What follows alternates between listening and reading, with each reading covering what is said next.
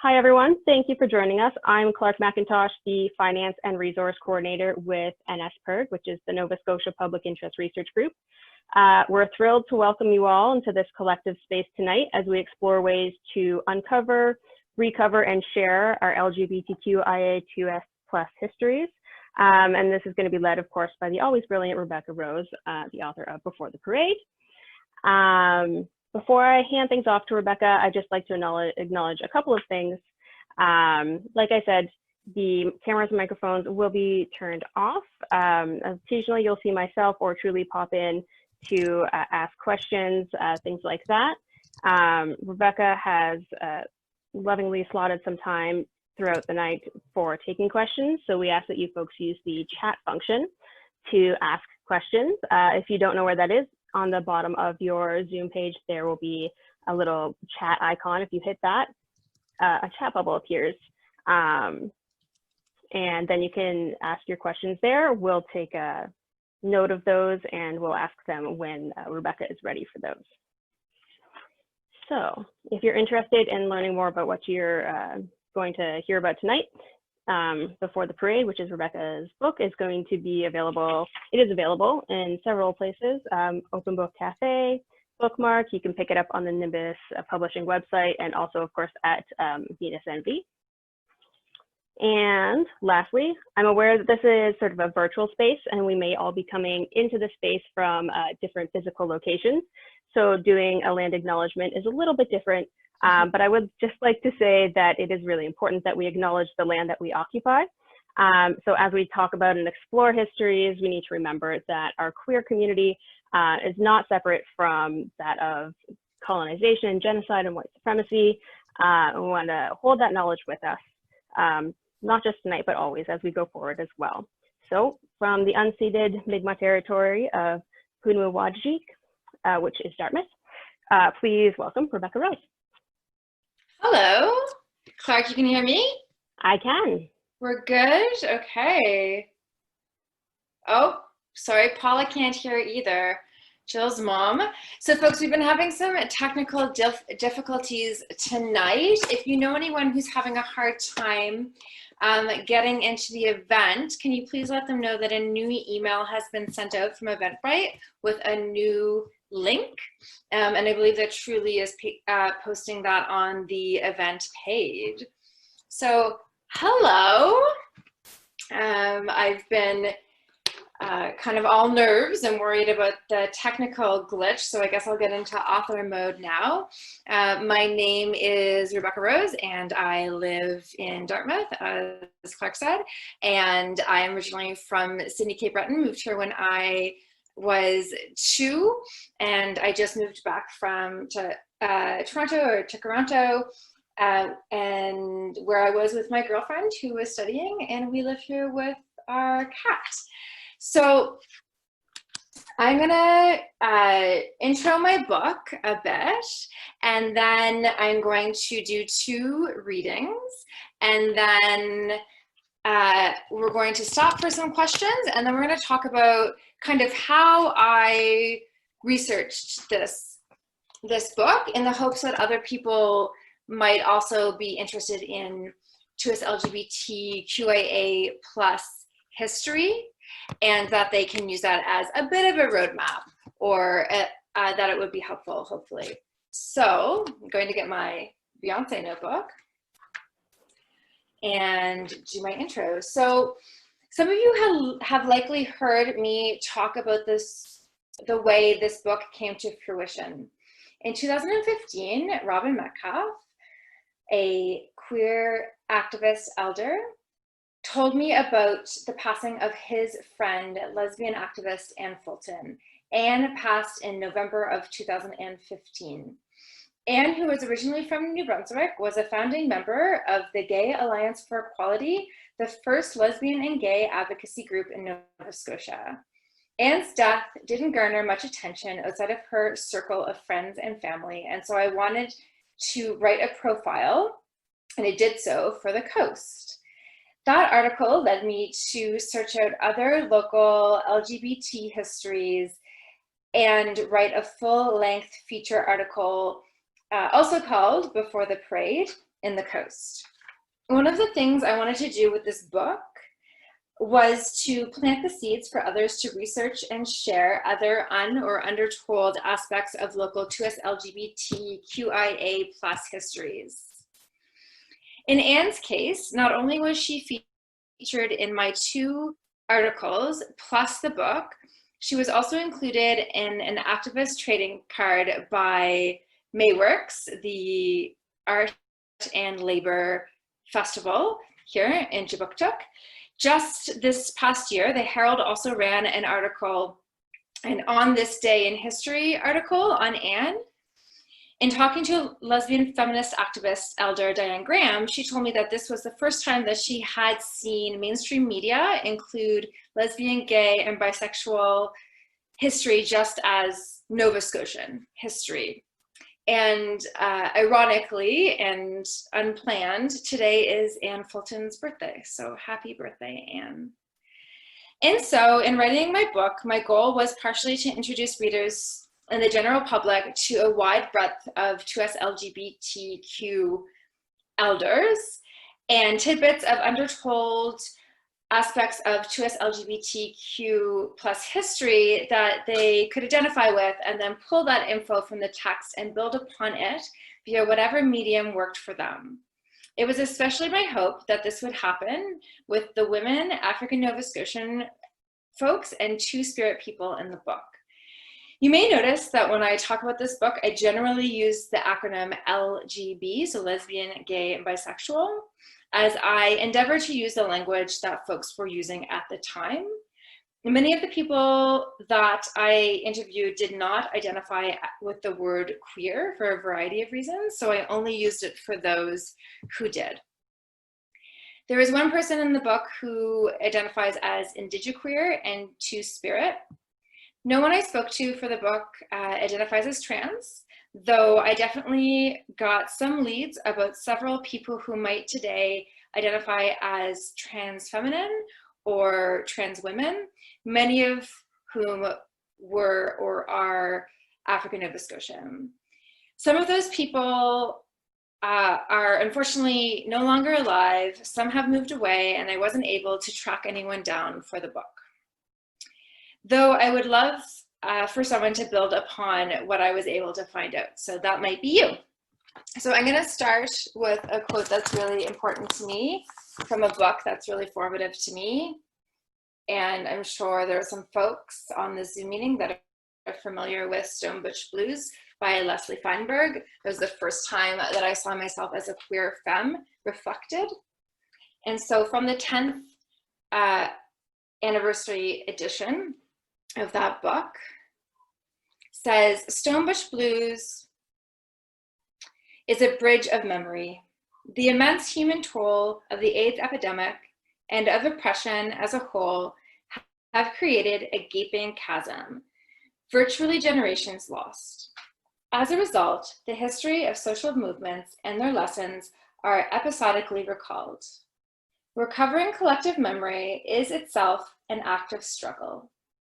It allows the generational currents of the white-capped river of our movement to flow together, the awesome roar of our many waters.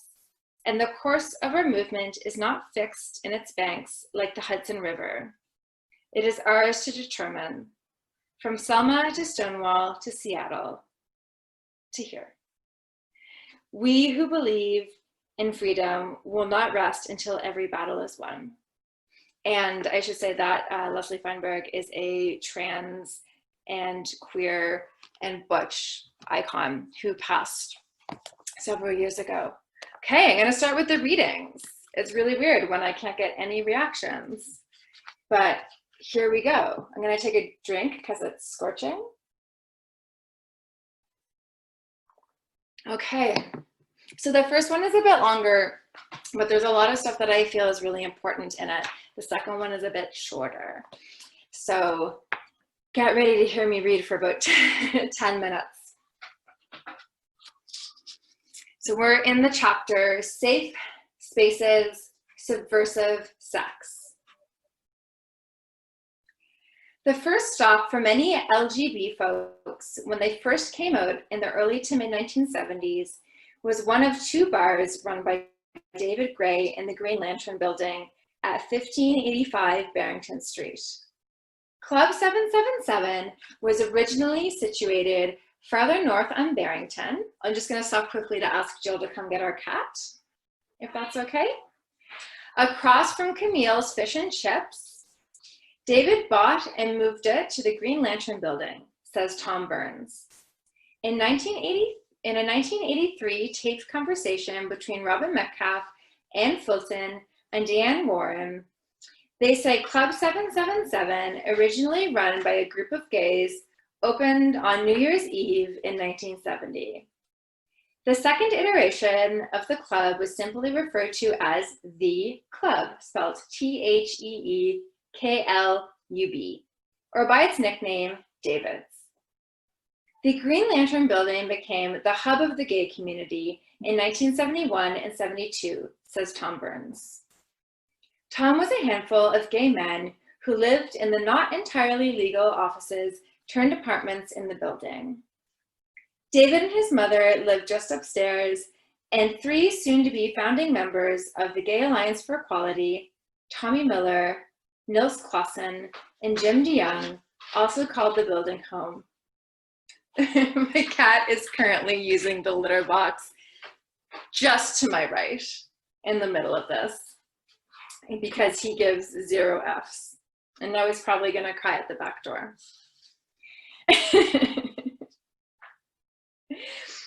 The man who owned the building was pretty liberal, and David had say over who lived there, says Tom. Once city officials dropped by to inspect the offices, so the residents scrambled to hide their personal effects and to move the desks and chairs back into camouflage their living quarters. The club wasn't licensed and was only open 2 to 3 nights a week. There was a lounge area with wicker furniture and a small dance floor. It was the nicest club around in those days, says Tom. There was a movie theater nearby, and in order to avoid being seen, the club hopefuls would have to wait until those crowds had dispersed. It was a late night sneakabout, says former GAE executive member Chris Shepard, who first went to David's in 1974. It was the, quote, only game in town, and I suppose in 1974 you considered yourself lucky to have a game in town, he says. I did what many people did, says Chris, walked up and down the street until you saw a break in traffic and no one on the sidewalk, and then you dashed in. It was liberating to be with other gay men and lesbians, says former David's regular Mike Sangster. There wasn't the pressure to be straight, to pretend. You could let your hair down, he said. Because it was the 1970s, you were also free to wear the type of jeans that were poured onto your body. You could see a dimple on your legs, says Mike of the men's attire. Ann Fulton was living with a couple of drag queens for her first Halloween in the city. It was, quote, quite a phenomenon, she wrote in notes that I found in her archives. I was astounded by the excitement caused by the notion of dressing up like a feminine woman. Sewing machines were humming, straight pins were all over the place, there was primping and fussing and measuring, and wigs sat around. Later that night, Anne and the Queens made their way to the Green Lantern Building for the main event, the club's annual Halloween Gala. Crowds that exceeded fire regulation restrictions crammed themselves into what Anne describes as a, quote, disco closet hidden in the dark recesses of the Green Lantern Building, and watched these splendid butterflies who had emerged from their cocoons for the night. For some time, she noted, the most important annual event of the year in the gay and lesbian community was the crowning of Miss Drag Queen Halifax. Drag was so predominant that one of the first attempts within the lesbian community for recognition and equality was to stage a drag king show to parallel the drag queen shows, Anne wrote in her archives. The woman who looked like Bobby Darin, unfortunately, did not win. For some time, Anne wrote, she was the only lesbian who frequented Club 777. Diane Warren and her partner, her first lover and the love of her life, Anne McMullen, were one of the first lesbian couples to go, according to her entry on the Gay Halifax Wiki. Diane and Anne fell in love in 1966 and had a daughter together in 1967. They were together until Anne passed in 2008. In 1971, Diane learned of Halifax's gay community while volunteering at the Halifax-based Counseling, Information, and Referral Helpline, which had been launched in 1969. I didn't think there was anyone besides me and Anne around, didn't know anyone who was gay, she told Robin and Anne in 1983. Diane and Anne would go on to be two of the founding members of GAE. Lorne Izzard came to Halifax for the Easter weekend in 1974 and ended up staying for good. That weekend, he managed to secure both a job and an apartment. He went to live with 3 friends on Kennard Street. Peace, love, happiness, and all that, he says.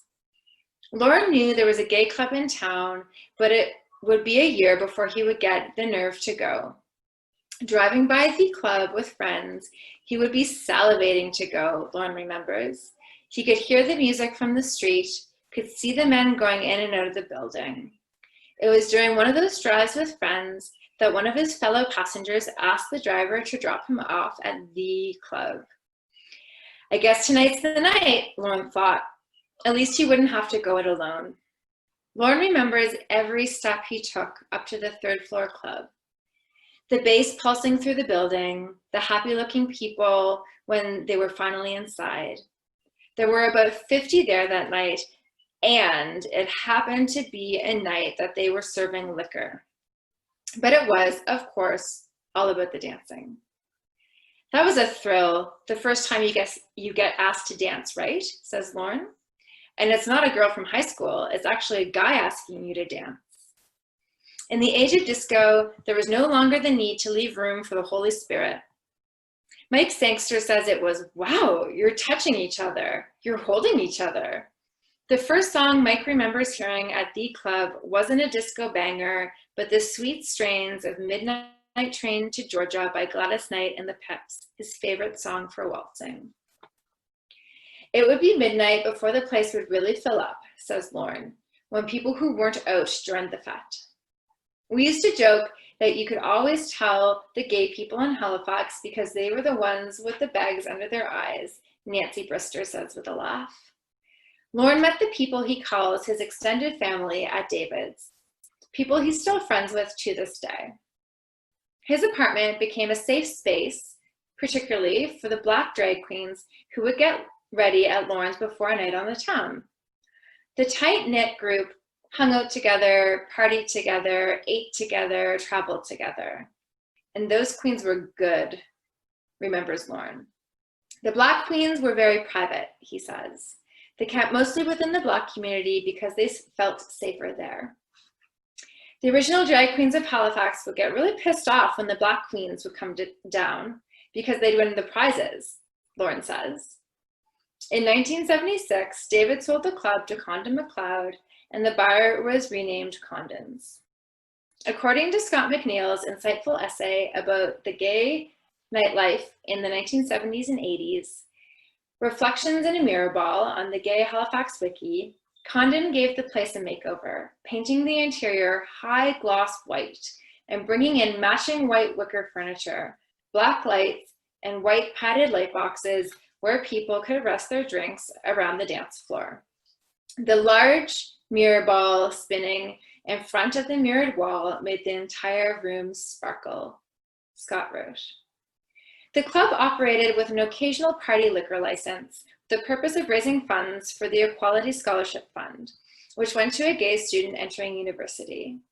That particular license was only granted every second week, and Condon would use a different business name on each application and send it to a different person each time he applied, writes Scott. After Condon McLeod, who went on to create well-known all-ages spaces such as Cafe Olay and the Pavilion, which I grew up going to, bought the club, Lorne ascended the ranks to DJ. It was fun, Lauren says, but he hated not being able to get down on the dance floor. Sometimes, though, he would put on an 8-minute disco mix just so he could have a drink and dance.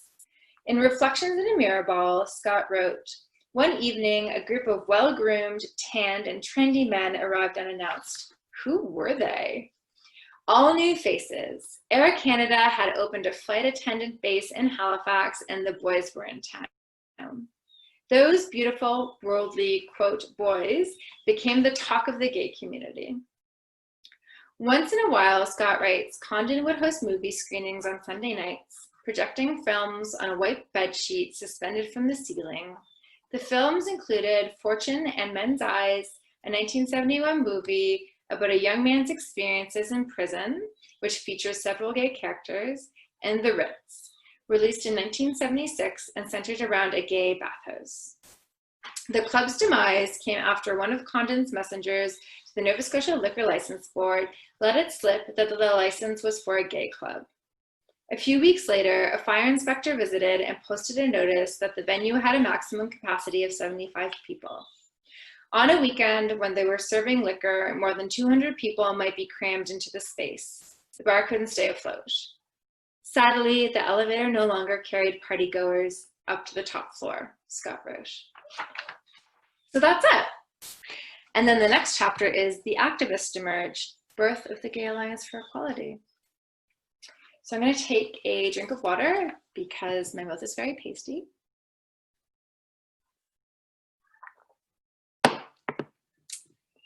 And then I'm going to start right back into it. Usually I get audience feedback, so this is very strange. Okay, so now we've skipped way ahead. We're in the 80s now, folks. So we are in the chapter Rising Fear, Rising Up, which I partially named after that song. Oh, thanks, Clark. What a sweetie. The Rise Up, that song. So let's start. 1982, 2 years before I was born.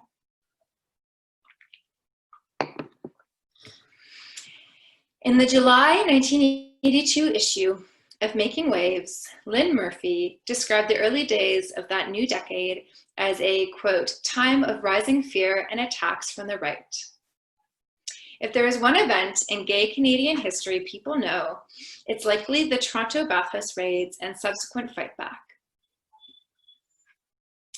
On February 5th, 1981, nearly 200 police officers raided the 4 major bathhouses where gay men gathered in Toronto. As a result of, quote, Operation Soap, 286 men were charged with being found-ins in a common body house, while 20 were charged with being keepers of a common body house. In the process, the police caused approximately $35,000 in damage. As with the raid on trucks in Montreal, police subjected the arrested men to compulsory VD checks. The next night, 3,000 people protested the raids, chanting, "No more shit," and "Stop the cops," as they marched from Toronto's Gay Village to the headquarters of Toronto Police's 52 Division, and then on to the Ontario Legislature building at Queen's Park. 11 demonstrators were arrested. Although the march protesting the trucks raid in Montreal, that was a bar, had taken place 3 years earlier and had involved the same number of people, the bathhouse raid protests has become the stuff of legend in a way that the trucks protest has not. The raids prompted a series of actions, including a 25-day hunger strike by Metro Community Church minister Brent Hawkes, which he used to call on government to launch an independent inquiry into the raids. In April of that year, GLARE, Gays and Lesbians Against the Right Everywhere, I love that name, held Fight the Right, a day of lesbian and gay pride in Toronto. In Halifax, gay men fraternized at the Apollo Bath, located at 1547 Barrington Street. The bathhouse, which initially held both men's and women's nights, opened in 1972 and officially became a gay bathhouse in 1974. Anthony Trask found out about the Toronto bathhouse raids when he went to record a segment on the Gay Alliance for Equality scholarship at radio station C100 FM at 7 o'clock in the morning after the arrests. The news had yet to reach Halifax's community. As the group that ran the turret and rumors, the GAE had a very good relationship with the police, and we had worked hard to get that, says Deborah Trask. It wasn't easy.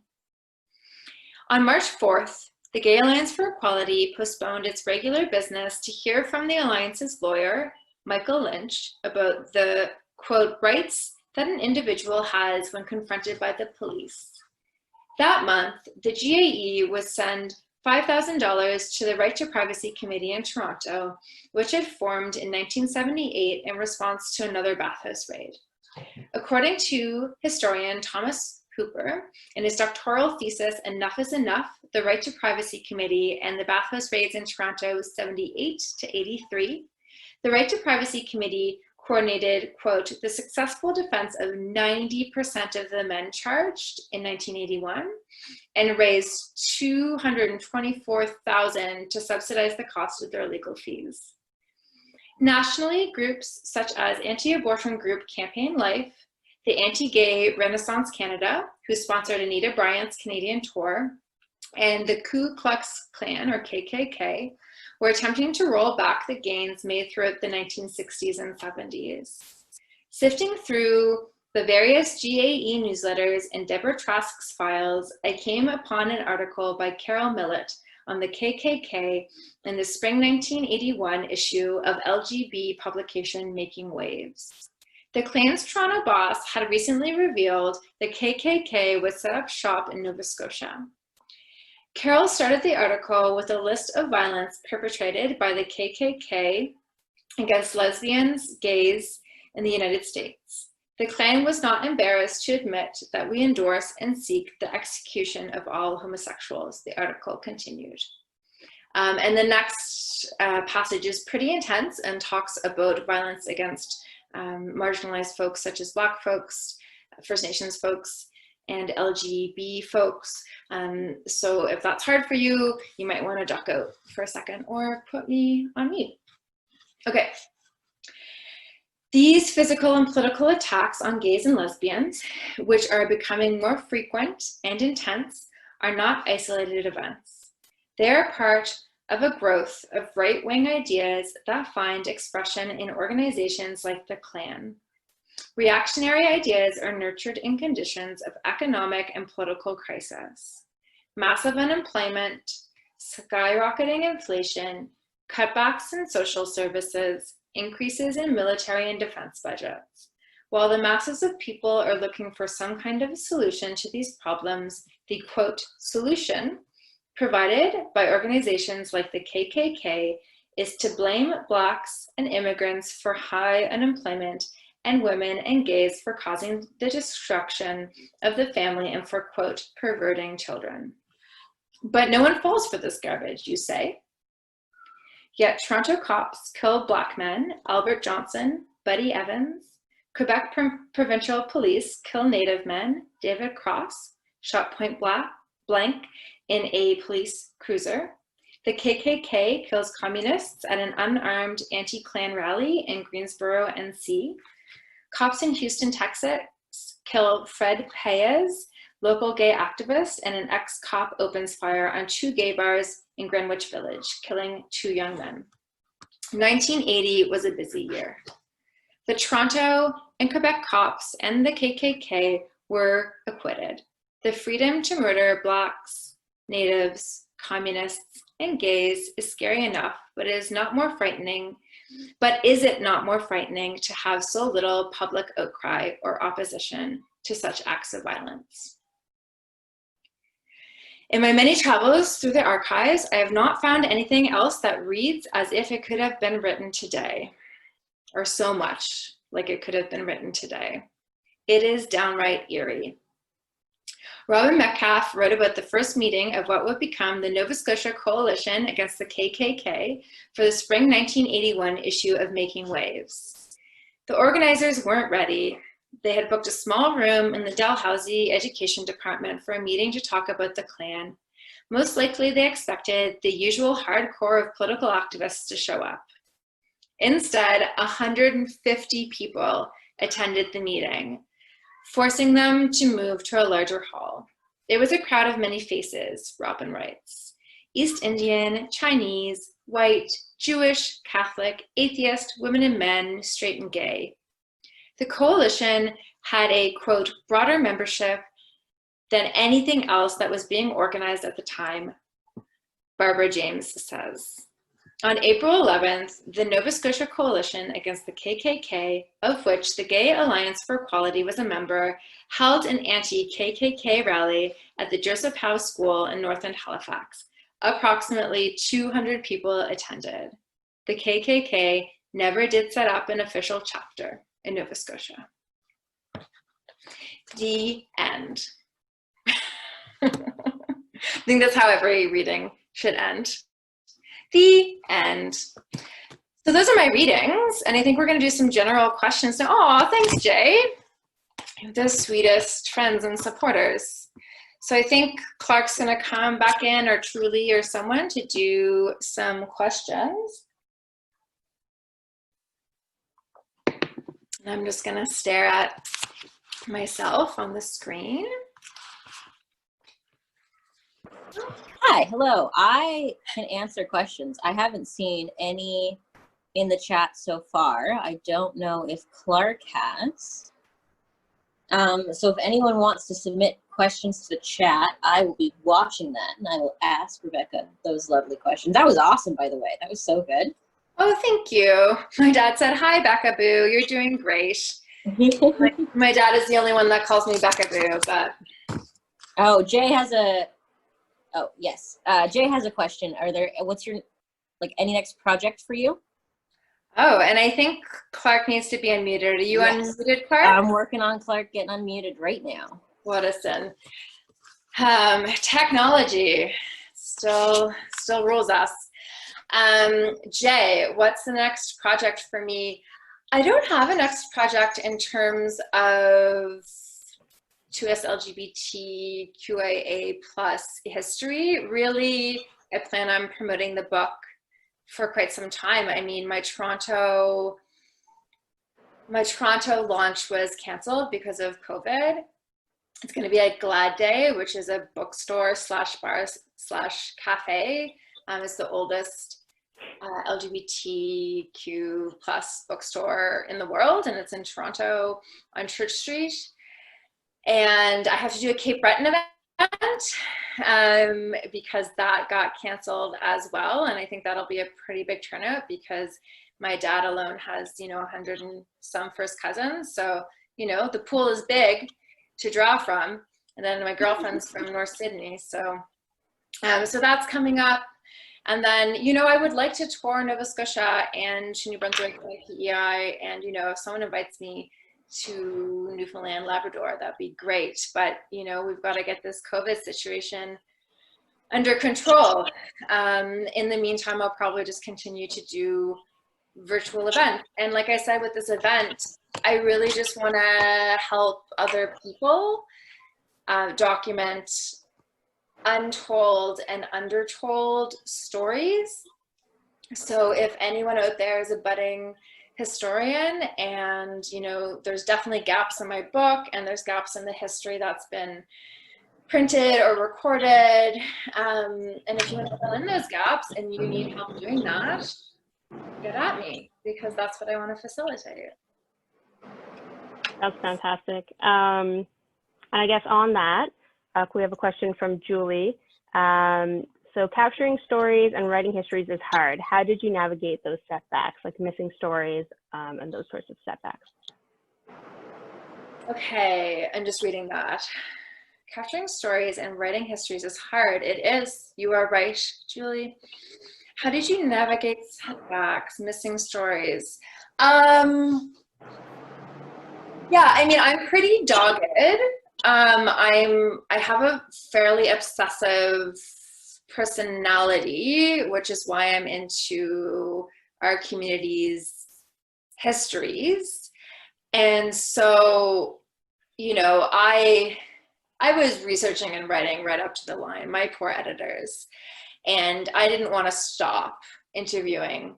I think the last interview I did was Andrea Curry, who is the indigiqueer two-spirit woman that I spoke about, who lives in Cape Breton, but who is Métis from out west. And I wasn't ready for that to be my last interview, though having her as my last interview was fantastic because she kind of put everything in perspective for me. She's the one who made me realize that my research really followed the path of relationship, which was really important. I mean, that can have its strengths. That's how I met most of the people in the book, is someone would interview or introduce me to their friend or colleague or ex-lover. Lots of ex-lovers. Actually, I could do like an L word, the chart, but for like 2S LGB elders in this province, but I won't because I don't want them to excommunicate me. Yeah, and so that's a pro. That's how I found everyone in this book, is through relationships, but also that has cons because, you know, people might know more people kind of like them. Though back in the day, the community was so much smaller. So, you know, and they all went to the turret. So I'm not sure if that's the case. Yeah, and setbacks, you know, it's like I wasn't able to find some folks, right? Diane Warren, there's a lot of Dianes in my book, and I can't even shorten it to Diane G because there's 2 Diane Gs. It's a popular lesbian name for some reason. Diane Warren, who I cite throughout the book, I never got to speak to her. I based everything off of what she wrote for the Gay Halifax Wiki, the Rainbow Encyclopedia that Daniel McKay runs. And, you know, there's a Mi'kmaq founding member of the Gay Alliance for Equality who kind of, I think, went underground after they founded it for reasons that I can't talk about, but I wasn't able to locate her. And like I said, I wasn't able to track down the Black queens that folks talked about, some of whom were trans, probably trans feminine folks. And so those were some of the setbacks. So I kind of had to learn how to stop, which I'm not very good at. When like there's a problem, I want to solve it. And yeah, I had to learn how to stop and realize that this is a history of LGB, sometimes Q, sometimes 2S community and activism in this province, not the history. And so that's why I'm so kind of fixated on helping other folks go forward with that work. That was long, but that was my answer. This is why my interviews were all 2 hours.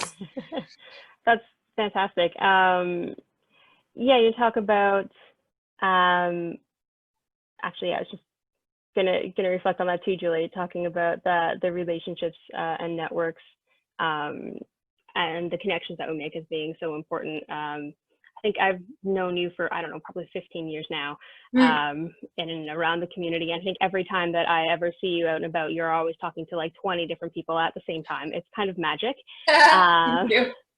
And I was not at all shocked when I learned that you were going to be capturing part of that history of our community here. So thank you. Yeah, I interviewed about 30 people for the book, you know, via phone, in person, via email, and then was given access to people's archives or, you know, something that they wrote. Unfortunately, Scott McNeil lost his voice. He had ALS and lost his voice. And so I actually couldn't interview Scott. We messaged all the time on Facebook, which was awesome. Right up until his passing, we messaged. And I was able to really really draw upon what he wrote, Reflections in a Mirror Ball for Gay Halifax. And so I do encourage, I'm the worst. I haven't documented any of my own history. I squirrel things away, like the good archivist that I am, but I don't write in a journal, which is bad. I should do that. But having that account from Scott really was helpful. Having that account from Diane, getting into Anne Fulton's archives, that was all really helpful. But yeah, that was all based on relationships, right? I was friends with Robin Metcalf because we're both queer and trans history nerds. And then he introduced me to Deborah Trask and Jim McSwain and Reg Giles. Then Reg Giles introduced me to Chris Shepard, who went to Dartmouth High with Reg, but they reconnected at the turret. And then they both told me about this incident where there was a queen who did blackface back in the day as Grace Jones, and someone called them out, and that person was Lauren Izzard. And so you should talk to Lauren Izzard. And then I spoke to Lauren Izzard, who was a complete and utter delight. And you know, it kind of just went like that. Deb Trask introduced me to a bunch of lesbian, bisexual folks. Diane Graham, Lynn Murphy introduced me to LGBTQIA2S women. It just kind of went like that.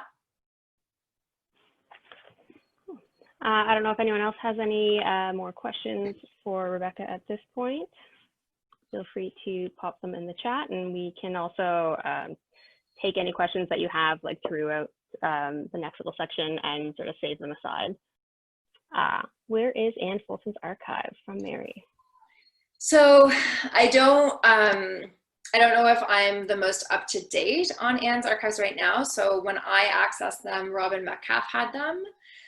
Because when Anne passed away, it was sudden, and Robin and Dan kind of rushed in to make sure that her archives were safe, and Anne's family has been really supportive. And so, you know, the documents were safe. Maybe if, you know, for someone else whose family wasn't supportive, you know, those documents could be in trouble. But anyway, they gave them over to Robin, and Robin has them, and I believe they will be going into some sort of official archives. I'm not sure if that's going to be the Nova Scotia archives, which is where all of the GAE and Gala fonds are, or whether that's going to, or if it's going to go into the new 2S LGBTQ archives at Dal. But as far as I know, Robin still has Anne's archives. You're welcome, Mary.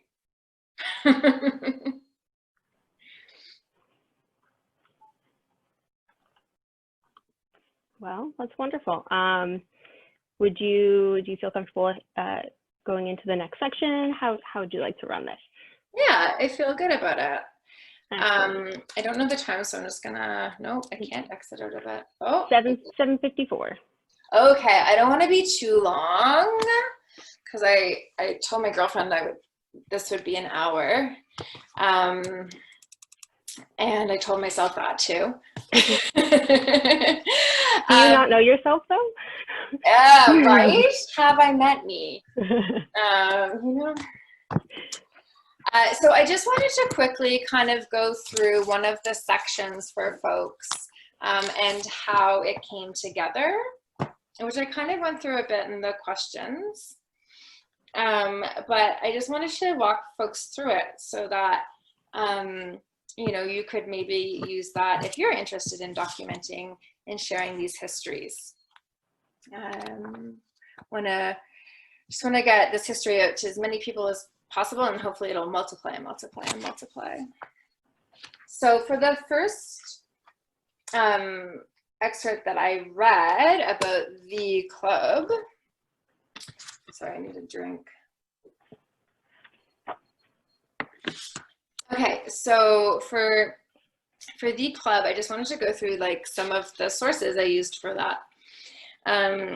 So in that section, one of the main sources that I used was a recorded conversation between Ann Fulton, Diane Warren, and Robin Metcalf.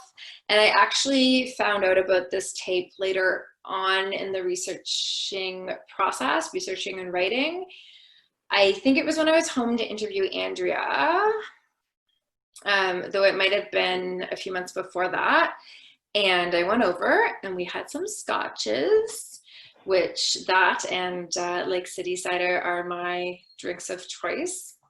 And we listened to this tape and it was amazing. It was just them having a conversation, and you know, Anne and Diane had been out and in the scene for a bit longer than Robin, and he had like 40 tapes like this. You know, there were recorded interviews from CBC radio or recordings of TV interviews, just the audio, anything, or a call-in show about gay rights.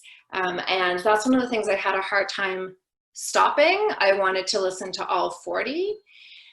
And I'd still be listening to them now, and poor Whitney and Angela at Nimbus would be so stressed out.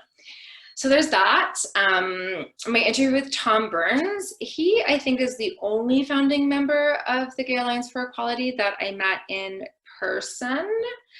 And I actually was trying to think of how I found Tom. I mean, I knew about Tom and everyone told me to get in touch with Tom, though I had a hard time getting a hold of him, and I might have looked him up in the phone book.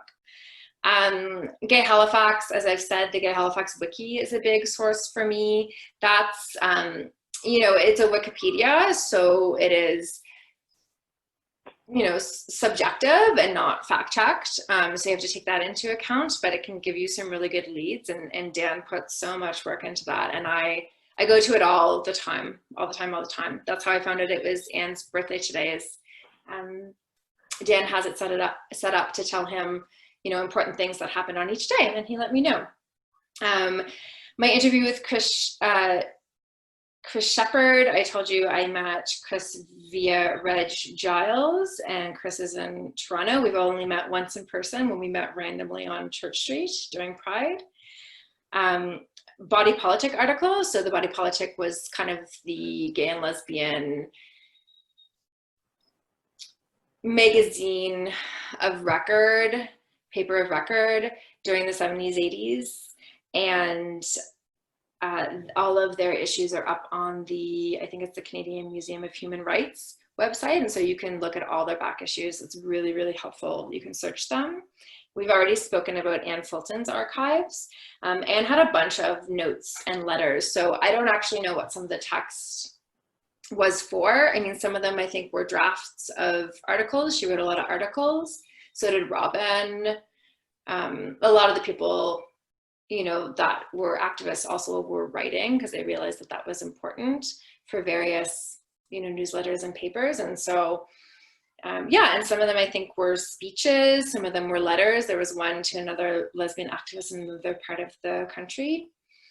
Like I said, Diane Warren's Gay Halifax entry, she kind of wrote down her own history. Wasn't able to find her, even though I did call a random number from a phone book, left a message on someone's answering machine, which probably made 0 sense to them. Also, you know, I found out who the GAE founding members were from their founding members document, which is in the Nova Scotia Archives, GAE Galifons, but also on Gay Halifax. Like I said, I interviewed Lauren Izzard. We did like a 2-part interview because my interviews can go long and he needed a smoke break. And also we really enjoy each other's company. We have the same haircut.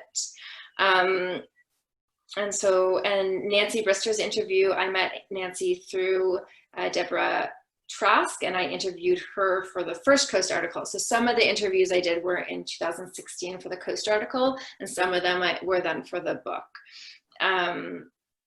Yeah, and Nancy was amazing. I mean, she was around before a lot of the folks I interviewed for the book in the early 70s, and had insight into things like the Brenton Street Women's Center, where she started like a lesbian drop-in, which was really important. And, you know, the women's table at Club 777, which later turned into the club you know, the table of women, the like, you know, 5, 6 of them. And then of course, Scott McNeil's Reflection in a Mirror Ball, which I spoke about. And just, so that's some of the sources I used for that section. That's some of how I pieced that together. But I also just kind of wanted to show folks a few of the sources that I used for the rest of the book, kind of where I got leads. So one is this book. It's a big old reference book, Lesbian and Gay Liberation in Canada, a selected annotated chronology, 1976 to 81. It's literally a timeline by Donald MacLeod, and it's literally in you know, October 18th of 1980, this happened in Mississauga, and then it goes on like that. And so you can see all of those little owl stickies. That's how much I used it. And some folks at Ryerson put that and the preceding issue online. A jumping off point for me locally was Robin Metcalf's Out, Queer Looking, Queer Acting, which was a catalog for a art exhibit that he did at MSBU originally, and then the kind of second iteration of the Khyber in the north end of Halifax. Secondly, this has kind of a compressed history of LGBT activism in the 70s and through the lens of ephemera, so leaflets, posters, etc. You can get this at Venus MB. You can get, I think, Lesbian and Gay Liberation at Venus MB as well. And then in terms of lesbian specific, lesbian, bi, two-spirit women history, there's a lesbian memory keepers workshop, partially organized by Diane Graham back in 2004. And I got this document sneaky from someone before I was supposed to have a copy of it. And it was before I was reading the book, and I just stashed it away. And so this is a workshop that some lesbian, bi women had, and just to kind of document their history, because they felt that their history wasn't adequately documented in the LGB history that had been presented to that point. Another one for lesbian, bi, two-spirit, and just women's histories, group dynamic. This is a history of women's groups in Halifax, Jabukchuk, and it was published in the 90s. And it's just got a page on all different women's groups. So A Woman's Place, you know, the Association de Acadians, Atlantic Provinces Political Lesbians, for example, that's the group that Anne started, the Black Professional Women's Group, the Black Women's Network, abortion groups, Christian women's groups, EFRI, all of the shelters. So this is a really amazing reference document, and the library does have it. The Halifax Central Library does have it. So if anyone's interested in any of those histories, I would encourage folks to look into that. And then in terms of, you know, the histories of social movements overlap, and I spoke to Walter Borden about being part of the Nova Scotia Project, which was like a civil rights group, including Joan Jones and Rocky Jones in the 60s. And so I did use the Burnley Rocky Jones Revolutionary book quite a bit to kind of talk about the 60s and what was happening in Canada and in Halifax in terms of social movements. And one other one that I don't have, I accessed, I think, via the U of T library, because my girlfriend was a student there, sneaky, was The Canadian War on Queers by Gary Kinsman and Patricia Gentile. And that's about, you know, the gay purge from the military and the RCMP and the public service, and also just surveillance of LGBT folks. Anyway, there's a bunch of other books that I referenced, and they're all kind of in the back of this book that would give me, you know, bits and pieces of things I could build on, which is what I'm hoping this book will do for others. Any questions about my sources?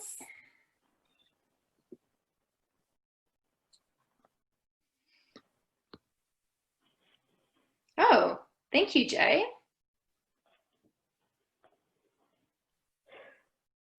It's great. I find it really interesting how you've sort of connected a lot of the resources that you've used also to like the folks that you've talked to. So we kind of go back to that, the idea of the relationships and network building, which I think is so vital when it comes to getting at the sort of undertold and untold histories that you're talking about. So it's not just what's written, but it's also those pieces of what's not written. So I love that you've been able to sort of connect the written to the folks that did some of those writings and to get the unwritten as well.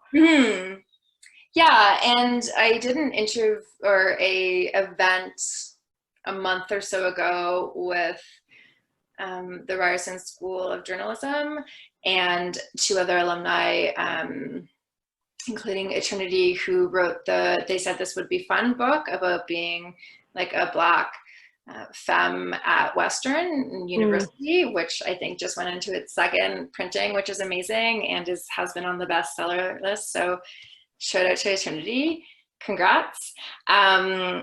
But I said, in journalism, they try to teach you to be unbiased. And when I went to journalism school, I felt like it was kind of frowned upon for me to also be an activist, which I was, obviously.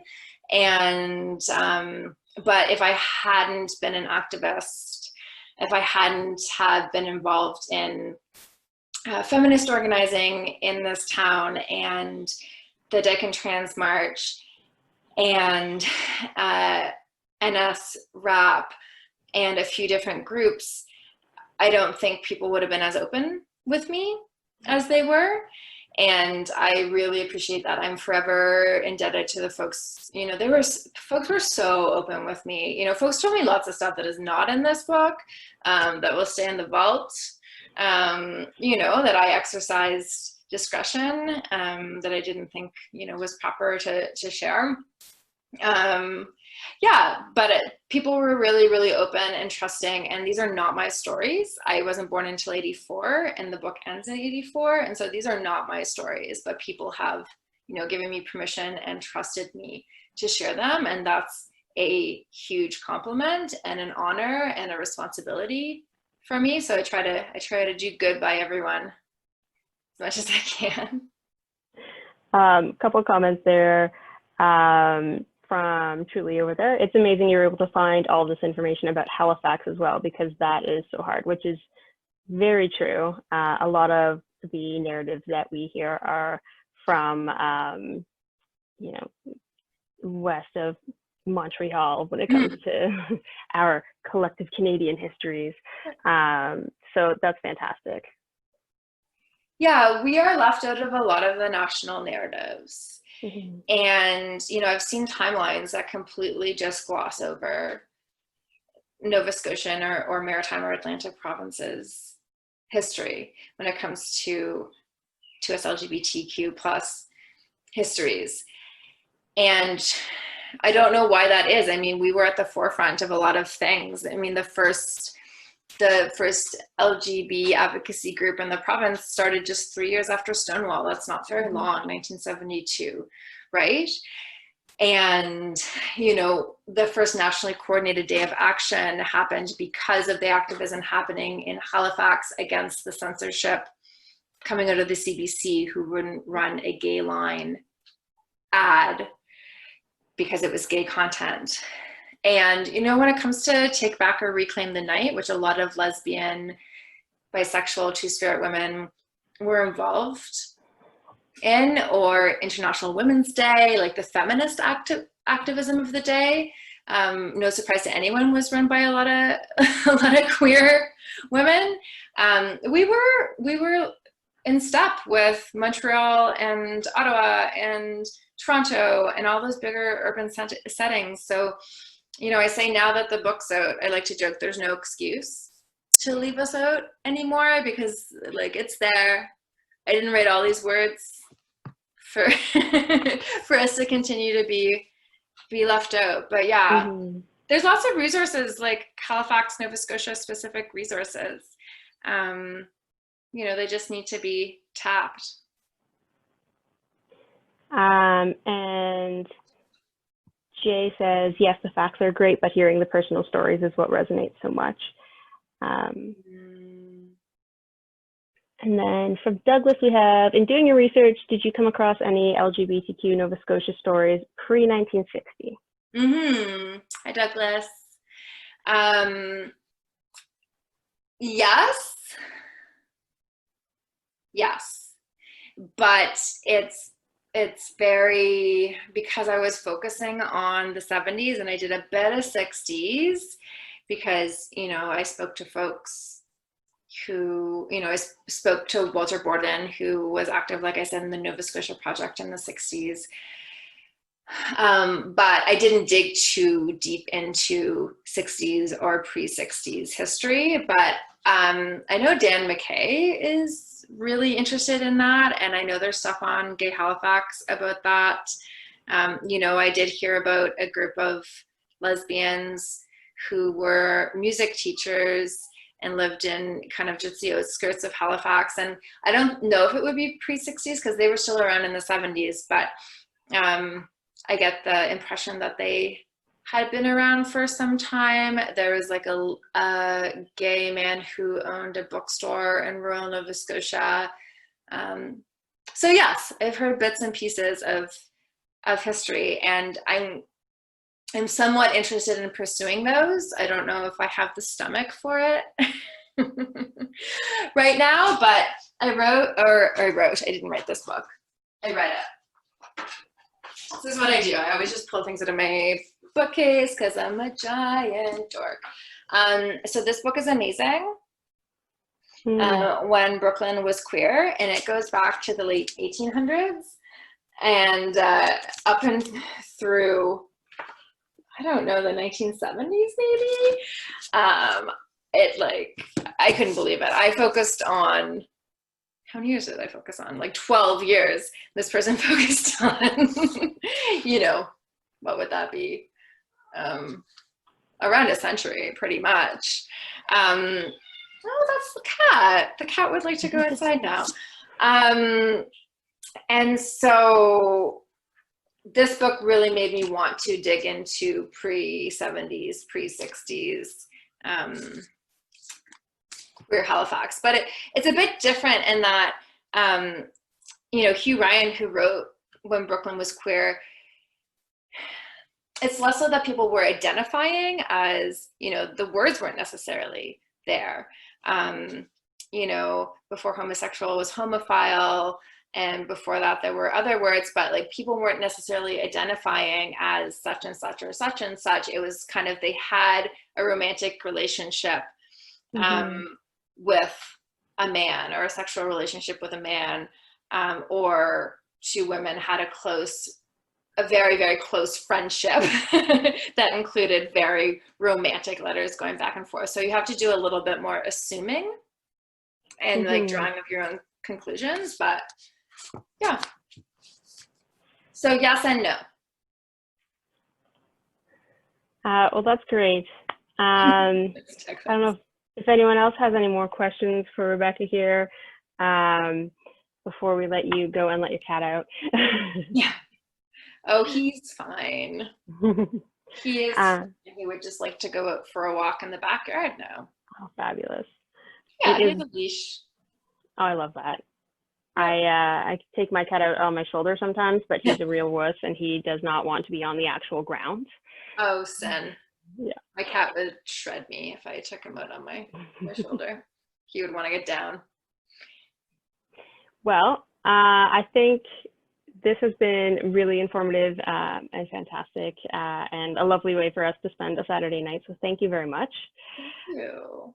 And thank you everyone for joining us as well.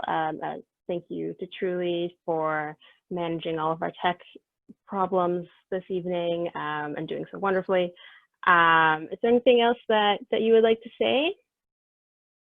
I would just say, if folks have any questions that pop up afterwards, I'm R Rose Writes on both Instagram and Twitter. Yeah, so please do get in touch. I love talking about this stuff, obviously, and I would love to talk to folks about it more. I'm still doing a series on Instagram, Rose Writes, where I'm taking folks on a virtual tour of kind of gay, lesbian, bisexual, also trans. There were, yeah, like buildings and spaces of historical significance. So I obviously did the turret and the Green Lantern building and Citadel Hill and Forest House and Women's Place. And so if you want to check that out, it's on my Instagram. But thank you all for coming on a hot, beautiful night.